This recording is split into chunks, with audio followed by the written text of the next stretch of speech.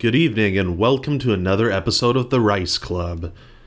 This is kind of a fun and humorous episode, and what I want to talk about tonight is corporate jargon, and it's something that drives me absolutely insane. I don't even know where and how it all got started, but it just annoys the crap out of me, and I hate how fake it is. It's basically covering up fundamental processes in business or management or whatever with nice sounding or funny words to make things sound better.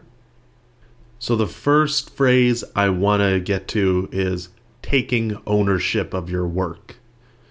This one is probably said in every fucking organization out there, from junior management positions to senior management positions and, people in the executive or leadership team and all that. And what bosses and corporate executives think it means is taking responsibility for your work, being a self-driven, independent worker, taking pride in one's work, or not shying away from a task. But it's all fucking bullshit. Firstly, on a fundamental level, you, the worker, the employee, aren't taking ownership of anything. The employer sets the pay scale, decides how you do your work, when you do your work, when you come to work, what to make, and what happens to it. You, as the worker, you don't control shit. You have no agency. You don't control any of the processes. And that's why I cringe every freaking time I hear, "Oh, hey, Vincent, you need to take ownership of your work, blah, blah, blah, he. You know what? They can go fuck themselves. And secondly, it puts all the responsibility for loving and accepting the job onto the worker. What if you're not getting enough support from your boss? Well, too bad. What if your task is too hard or too long? Nope, too bad. Unreasonable deadlines? Don't care. Because at the end of the day, you're supposed to be quiet and take ownership of your work, blah, blah, blah. And, you're just supposed to accept every goddamn thing that the bosses tell you to do without complaint. So you're not really owning anything. You're not really in control. It's pretty much one of, my most hated phrases because of how fake and hollow it is. And I'm also going to lump the word empowered into here because it's kind of similar to taking ownership of something. And what this term means is giving the worker the motivation, the tools, and the independence to work on a specific task without supervision. But I find it kind of BS too, because it really just means that this person has more work to do, usually offloaded by their boss because, that employee is now empowered to do that work. And, you're just basically using flowery language to simply say, hey, you got more shit to do, and now you have the tools to do it, so work on those tasks. So next up is the words self-care. And this one is a bit trickier because I know someone who actually uses this phrase a lot. And I think it comes from a good place, and it is important. Of course, you want to take care of yourself, especially if you're working a lot of hours and maybe you've neglected your personal needs. It could be like hygiene, it could be like doing a hobby that you love, it could be talking to your friends or hanging out with your family members. And if you're not taking care of yourself, you're probably going to be stressed, or you're going to be anxious or depressed, or, burnt out or whatever. And so really the part that ticks me off, it's because it completely ignores the material interests of the employee. Things like wages, salaries, benefits, these are things that are super important to one's well-being. Moreover, things like having, free snacks or coffee or employee perks can go such a long way in making an employee feel better. Think about it.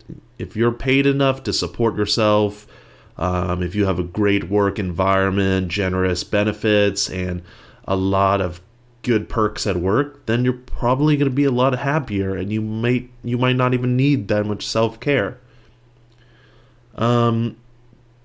Apparently, the word self-care is used a lot in social work, or in fields that involve caseworker to client relationships, such as people working in social work, people, the doctor and their patients, nurses and their patients, and so on.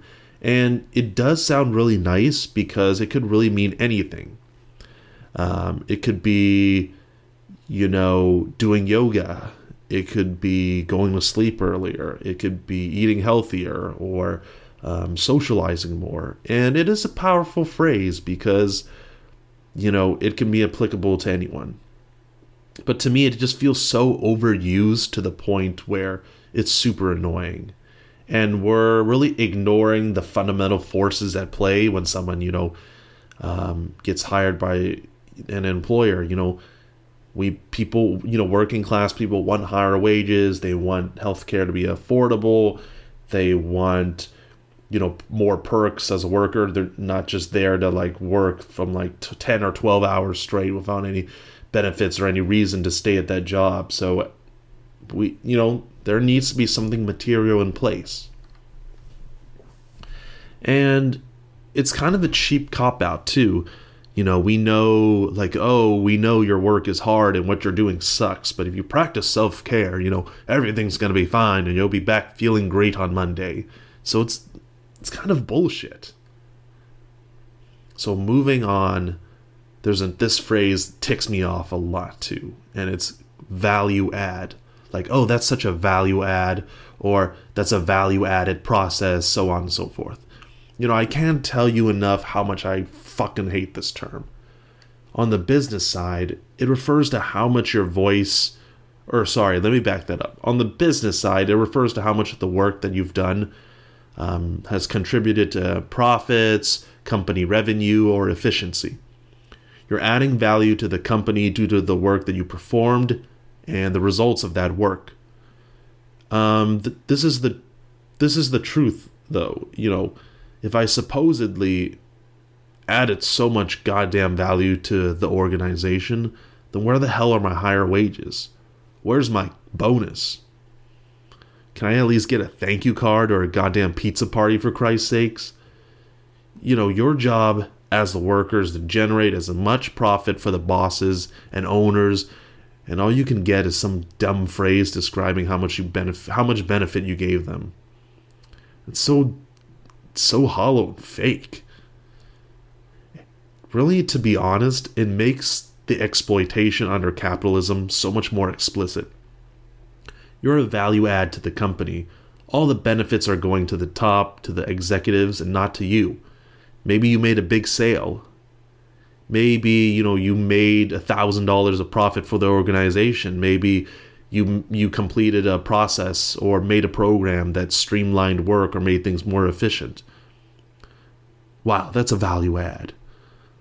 I mean, that's so bullshit. Just look at those mega corporations like Walmart or Amazon making billions and billions of dollars.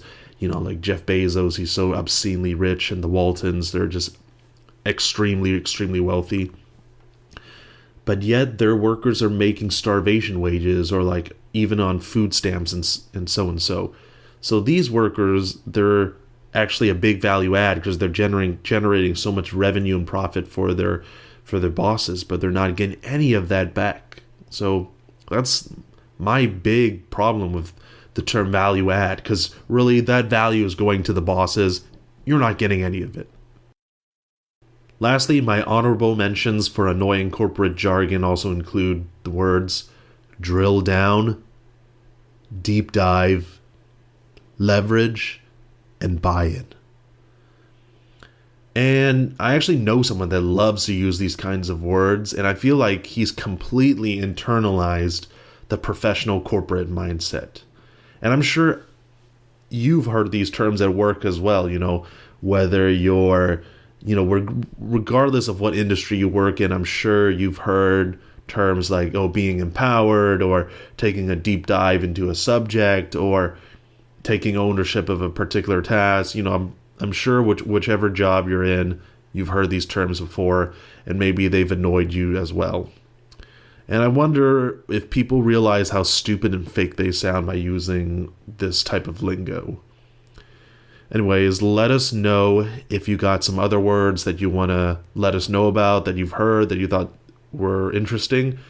And thanks for listening, and I hope you have a great night.